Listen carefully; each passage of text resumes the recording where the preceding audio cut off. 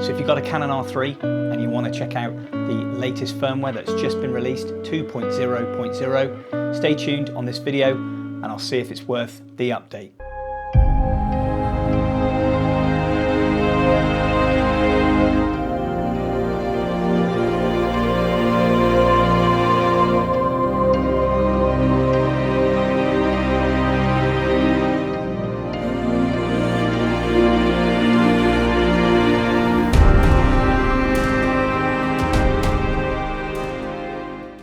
So hi guys and welcome back to the channel. Today we're going to talk about the Canon R3 update that's just been brought out, the firmware version 2.0.0, the previous one being 1.9.0.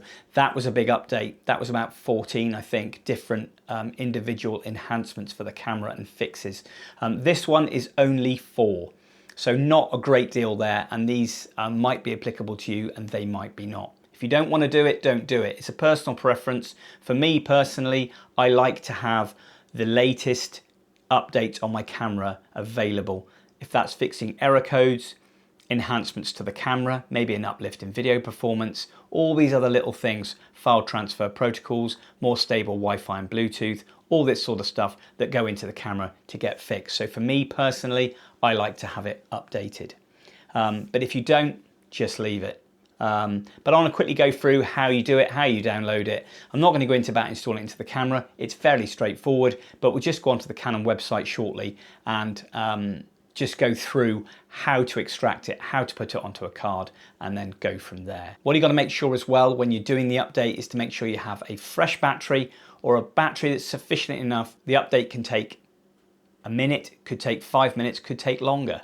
Okay, so it's good to have a fresh battery. Make sure you've got a clean memory card in your camera as well, not full of pictures and video files. So that's something to be aware of. Also, when you're doing it, is always use program P mode when you're doing the actual update.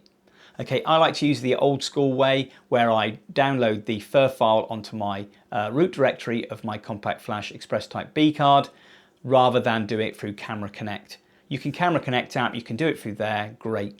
But if there's an issue with that connectivity and it falls down, then it's problematic when it's mid-update. It can cause problems to the camera and then you have to send it to Canon possibly to get it fixed, which is a real issue. So I like doing it the old school way. So just remember, program P mode, fresh memory card, and a nice fully charged battery as well. So we're going to jump on the computer now, going to show you how to download it, where to find it, and go from there. Here we are now on Google. I've just punched in Canon firmware update, Canon R3. There's obviously videos there as well. There's support there, Canon USA. There's Canon rumors with the update as well. I like to go to the Canon Europe page.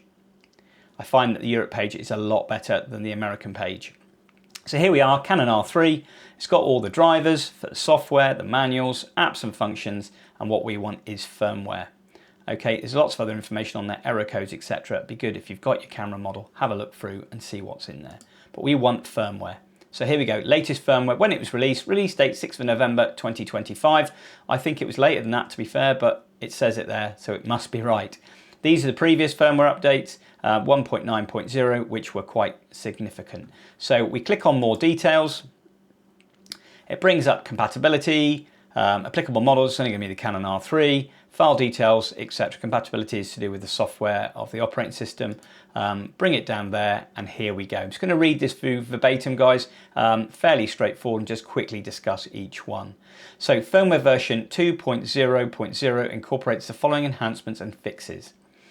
1. Add support for the EOS Multi-Remote, a remote shooting system for professional photographers.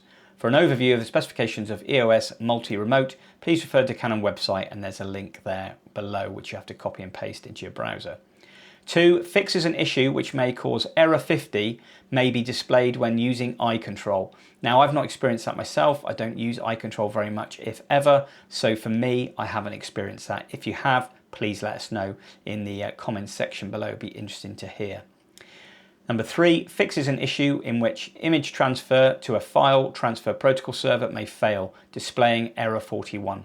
So if you have issues and you use FTP servers for transferring stuff, then that could be applicable to you. If, like I said, if you've had that experience, please let us know in the section below. And number 4, fixes an issue that in rare instances may prevent certain CF Express cards from being formatted in the camera.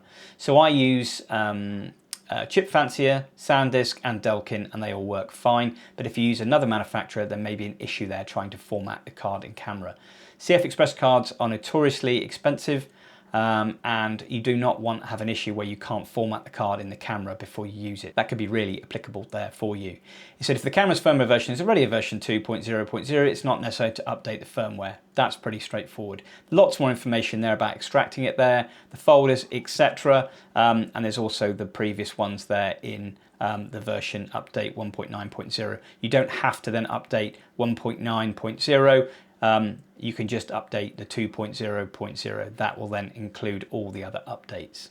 Okay, once that's done, happy days, we just click on download, download, up it comes in the corner.